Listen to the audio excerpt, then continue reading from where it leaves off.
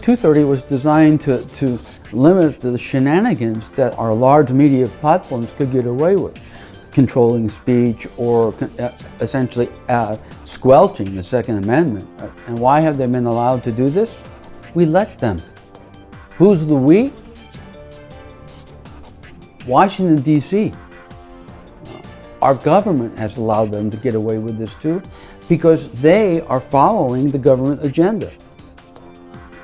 Don't think that the CIA hasn't, I mean, CIA infiltrated U.S. media way back, post-OSS days too. So you've got that component there in terms of them getting what they want and people towing the party line. Our government has allowed the big media corporations to get away with what they're getting away with in terms of influencing and controlling the people. And you can scream and yell as much as you want, but you've got the government itself, the deep state, behind all these commercial operations. And I hate to say it, but in some cases, blackmail. The CIA is very good when it comes to blackmail. They're the best. Well, Mossad may have them beat. But blackmail, a very real thing. And watch sometimes where a prominent figure, a commercial or a figure, a civilian or a political figure, will all of a sudden come out one day and do a 180. Gee, he's a turncoat. He wanted him and his family to stay alive. That's the deep state.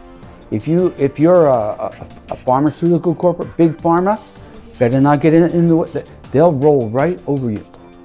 So we're about to have a new administration, and in terms of foreign influence, these guys have been on the take.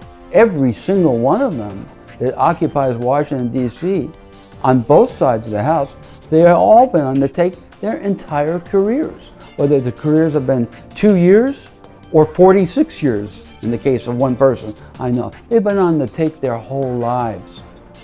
You can see this for yourself. The money that we give to other countries for all kinds of progressive reasons, those countries, foreign aid has to stop. It's not going to stop, but if it stopped, we wouldn't be in this mess. But that will never happen. It's never happened before. It will never happen again because of the people that we've allowed to sit in Washington, D.C. and who have been on the take. But look at a typical congressman, all right? Makes about $70,000 a year, something like that too. But that's their salary. Under the table with kickbacks, it's $7 million. So, who doesn't want to be a member of Congress or the Senate? And we know that. That's transparent. It doesn't have to be transparent, we just see it. Just do some accounting, which is all public. These people are hugely wealthy.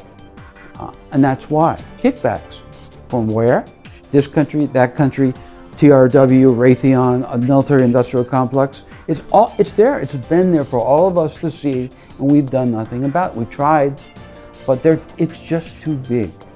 And it works like this, because I know. In fact, this is an example of why JFK was assassinated.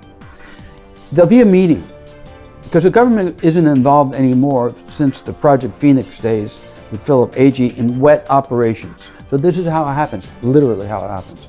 A meeting will be convened, sometimes near the White House, okay? Where a prominent person like a vice president, for instance, will say, this person down there in Guatemala is a thorn in our sides, I wish something would happen to him. Well, the guests are organized crime. Oh, there's a tit-for-tat relationship there, right? And the FBI is in on it too. So what will happen is organized crime will go down to Guatemala, knock this guy off, come back, and as I said, a tit-for-tat relationship. This has gone on since the 40s, 1940s. So again, us little guys, us real patriots, the real patriots, we're screwed.